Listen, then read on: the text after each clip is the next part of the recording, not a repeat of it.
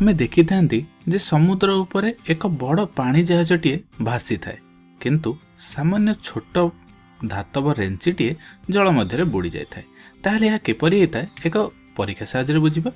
ये लक्ष्य कर प्रथम मुझे जिते गोटे छोट लुहार धातु खंडटे पकईदेली यह पानी में बुड़ीगला किंतु तापर जितेबाला एक स्टील पात्र को मुझे पानी उपर छाड़ी दूची यह भाषा लगुच एवं जदि से पात्र उपर से लुहा छोट धातव कंटाटी को रखिदबा ताहले यह मध्य पानी उपर भासुची।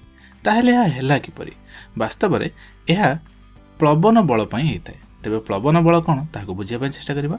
ये देख जितेबाला स्टील पात्र जेतिकी अंश जल मध्य बुड़ी सेतिकी जल एई स्थान अपसारित हो गला। तेणु जेहेतु जलटी एई स्थान अपसारित है तेणु यह एक प्लवन बल आकार रे ऊपर को एक बल प्रयोग कला ताहाको ऊर्ध्वमुखी बल बा प्लवन बल बोली कहि थांती। तेणु एटी प्लवन बल ए स्टील पात्रर माध्याकर्षण बल बा निम्नमुखी बल ठारू अधिक अटे। तेणु ए स्टील पात्रटी भासिया पई लागिला।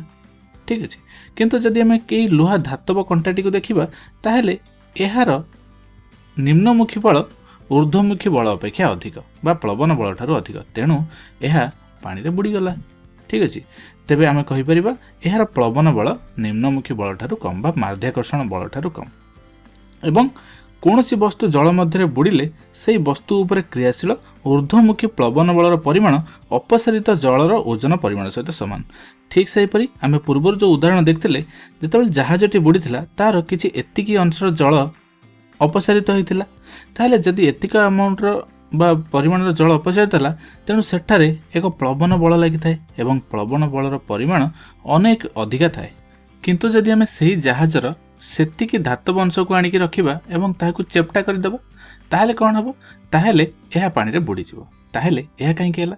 कारण देख जेतेबेले आमे याको चेप्टा करदेले यह मात्र एतिकी बा किछि अल्प अमाउंटर जलर को अपसारित कला एवं प्लवन बल एतिकी मात्रा लगिवो जहाँकि अत्यंत कम अटे।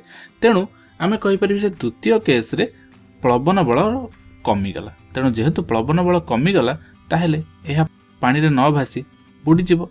किंतु आमे जदि जहाज को लक्ष्य करिबा जहाजर बहुत गुड़िया स्थान फांका थाए एवं यह अधिक मात्रा जल को अपसारित करे। तेणु प्लवन बल अधिक लागिबा कारणरू यह पानी उपरे भासी थाए। तेबे आमे प्लवन बल कौन ये वीडियो साहाय्य बुझिया चेष्टा कले एवं आमे देखिले जे काहेकि किछि वस्तु व पदार्थ जल उपरे भासी थाए एवं किछि वस्तु जल मध्य बुड़ी जाए।